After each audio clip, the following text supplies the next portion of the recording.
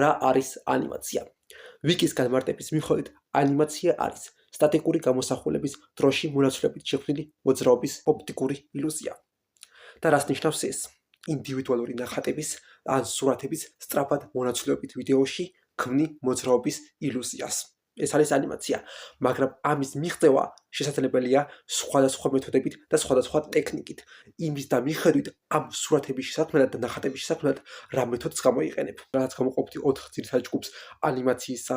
პირველი ეს არის 2D ანიმაცია, რომელშიც შედის ტრადიციული 2D cel ანიმაცია, დიჯიტალური 2D ანიმაცია და დიჯიტალური ან ტრადიციული მეთოდით გამოკეთებული როტოსკოპინგი. ასევე შეიძლება იყოს 3D კომპიუტერული ანიმაცია ან stop motion და stop motion ასევე მასალის მიხედვით შეიძლება იყოს claymation, შეიძლება იყოს paint animation ან ნახატი ანიმაცია, შეიძლება იყოს შუშის ანიმაცია ან ქვიშის ანიმაცია, ასევე puppetry. და მეოთხე ტიპის ანიმაცია, რომელმაც ეხლა პოპულარობა Spider-Verse-ის ფილმების გამო, ჰიბრიდი ანიმაცია, რომელიც გულისხმობს სხვადასხვა ტიპის ანიმაციის სხვადასხვა მედიუმის გამოყენებას ერთ და იგივე ფილმში. ამაში იქნა გამომდინარე, რომ შედის 3D ეს ანიმაციის და 2D ანიმაციის გამოყენებაც, რაც რეალურად ძალიან ხშირია. ბევრი ანიმე მაგალითისთვის იტანებში მეთოდით არის გაკეთებული Vinland Saga, Chainsaw Man და ასევე ფილმები როგორიცაა ურჩხული და მზეთუნახავი ან ტარზანი არის ჰიბრიდი ანიმაცია, ანუ 2D და 3D-ს გაერთიანებით.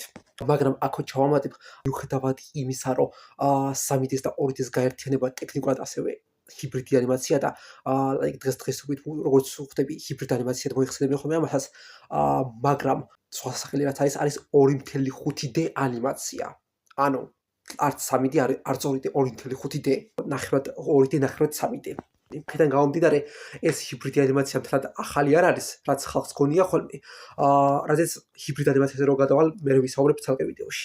და ორიგინალი გეგმა იყო, რომ ერთ ვიდეოში განვიხილდა ყველა ტიპის ანიმაცია და ალბათ მთლიანობაში შეიძლება 30 წუთიანი, 40 წუთიანი ვიდეო გამოვიდოდა, მაგრამ გადავწყვიტე, რომ ნაწილებად გავყო და პირველ ვიდეოში კონკრეტულად ვისაუბრო 2D ტრადიციულ cel ანიმაციაზე და 2D დიჯიტალურ ანიმაციაზე როტოსკოპინგის გამოყენებით. ანუ გარკვეული მიზეზების და გამო 15 წუთიანი ვიდეოსთვისაც კი 1 საათიანი ან საათნახევრიანი ვიდეოს ჩაწერა მიწევს და ყველაფრის გამეორება თავიდან მიწევს. მთლიანობაში ძალიან დიდ დროს წაიღებ და ამიტომ როგორც ვთქვი, ნაწილებად გავყოფ და დავიწყოთ უშუალოდ 2D ტრადიციული cel ანიმაციით. თავისთავად 2D ტრადიციულ cel ანიმაციას აღარ იყენებენ, მაგრამ cel ანიმაციის დროს ანიმაცირება ხდებოდა შემდეგნაირად. ანიმატორები თავდაპირველად განათების ქვეშ თაბახის ფურცელზე ხატავდნენ ანიმაციას. ან ძირითად მონახაზს აკეთებდნენ ამაზე. შემდგომ ამ ანიმაციის გაკეთების შემდეგ ეს ნახატები გადაგხურათ მეორე ჯგუფთან სელზე ან პლასმასის თხელ ფურცლები და ეს გამჭვირვალე ფურცლები თავდაპირველად მზადდებოდა სელულონიტრატით და შემდგომ ჩაანაცვლეს პოლიესტერით. ანუ პოლიესტერისგან ამზადებდნენ, მაგრამ ეს ორიგინალი სახელი, ანუ სელი წამოვიდა ამ მასალიდან, სელულონიტრატი. და ამ საქმისთვის დისნი ქირავდა კონკრეტულად ქალბატონებს, რადგან თვლიდნენ, რომ ნატიფიდან ასეთი საქმის გაკეთება ქალს უფრო შეეფერებოდა. და მეეჭვება და ნამდვილად არ მგონია, რომ დისნი ამას რეალურად იმიტომ აკეთებდა, რომ ყველაზე დროის წამღები საქმისთვის, რომელსაც ყველაზე მეტი მუშახელი დასჭირდებოდა და ყველაზე მეტის გადახდა დასჭირდებოდათ, მაინც და მაინც ქალბატონებს ქირავდნენ, რომელსაც გარანტირებად შედარებით ნაკლებს გადავხდნენ ვიდრე კაცებს. მეეჭვება ეგ ყოფილიყო. ასევე თითოეული სცენისთვის, რომელიც გათვლილი იყო სტორიბორდ არტისტის და რეჟისორის მიერ, ქონათ შექმნილი 2D ფონები თავისთავად დახატული საღებავებით და ამ ფონზე ათავსებდნენ ამ ინდივიდუალურ cel-ზე დახატულ ნახატებს და იღებდნენ ფოტოს, რის საშუალებითაც ქმნიდნენ მოძრაობის ეფექტს. და თავდაპირველად ჰქონდათ ფონი და cel-ი, ორი ლეიერი, ორი ფენა, მაგრამ შემდგომ განავითარეს ტექნოლოგია და დაიწყეს ახალი მეთოდის გამოყენება, რომლის მიხედვითაც ანუ სხვადასხვა სიმაღლეზე ათავსებდნენ სხვადასხვა layers ფონის ან რამოდენიმე პერსონაჟის ან რამოდენიმე საქმის, რომლის ანიმაცირება სჭირდებოდათ. ქმნიდნენ უფრო კომპლექსურ მოძრაობას ანიმაცირებისას. ამ მეთოდით იყო შექმნილი მაგალითისთვის ფიფქია და 7 ჯუჯა და მძინარე მზეთუნახავი და ასევე სხვა ანიმაცირებული სერიალები, როგორიცაა მიკი მაუსი, დაფი დაკ და სხვა. ცელ ანიმაციით იყო გაკეთებული ასევე ძალიან ბევრი ძველი ანიმე 80-90-იანების, როგორიცაა Dragon Ball, Dragon Ball Z, Cowboy Bebop, ორიგინალი ადაპტაცია, პირველი ადაპტაცია One Piece-ისა, რომელიც ფილმი იყო, ასევე Sailor Moon და სტუდიო Ghibli-ს ფილმები. ყველასთვის ცნობილი ფილმი Akira, ან ნაკლებად ცნობილი ანიმები, როგორიცაა Vampire Hunter D. რაც ნიშნავს, რომ ამ ანიმებში თითოეული კადრი დახატულია ხელით, საღებავებით და ფუნჯებით ფურცელზე. ასევე ბევრი ცნობილი ქართული მულტფილმი, როგორიცაა წუნა და წურწუნა, ჩიხშიქუთა ქორწილი, სოფლის მაშინებლები, არის ცელ ანიმაცია.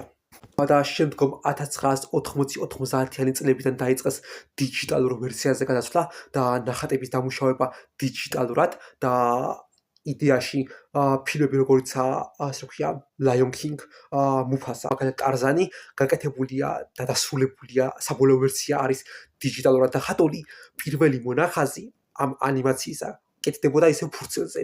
ანუ სცენ ანიმაციის შემთხვევაში თუ დახატავდნენ ფურცელზე და მერე გადაიტანდნენ სელზე და სელზე გადახატავდნენ თავიდან, ამ შემთხვევაში პირველ მონახაზს აკეთებენ ფურცელზე, გადახატავდნენ კომპიუტერზე თავიდან და ფერებში დასამუშავებლად კომპიუტერს იყენებდნენ.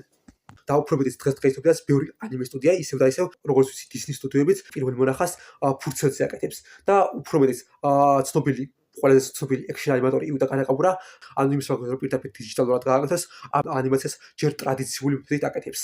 ხოლმე და როგორც ვიცი, სხვა ანიმატორებიც არიან, რომლებიც მსგავს მეთოდს მიმართავენ, ძველი თაობის ანიმატორები.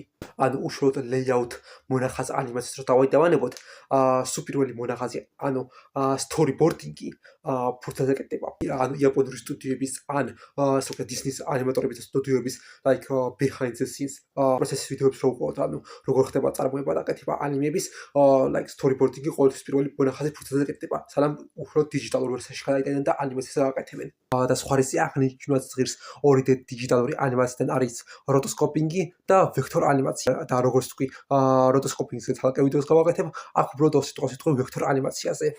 ვექტორ ანიმაციას ძალიან ხშირად შეხვდებოდით საგანმანათლებლო ვიდეოებში ან რეკლამებში. ვექტორ ანიმაციის დროს არ ხდება პერსონაჟის თავიდან დახატვა ყველა სცენაში, ისე როგორც 3D ანიმაციის დროს, მაგრამ 3D ანიმაციის დროს თუ ქმნი პერსონაჟის 3D მოდელს და მე ამ 3D მოდელს ვუკეთებ დიჯიტალურ ჩონჩხს, ანუ rigging-ს, ვექტორ ანიმაციის დროს ქმნი ორ განზომილებიან მოდელს პერსონაჟის, რომელსაც rigging-ს უკეთებ, დიჯიტალურ ჩონჩხს უკეთებ და იმ ჩონჩხის მიხედვით ამოძრავებ, ანუ თავიდან კი არ ხატავ, ამას მოდელს ამოძრავებ. ესაა ვექტორ ანიმაცია.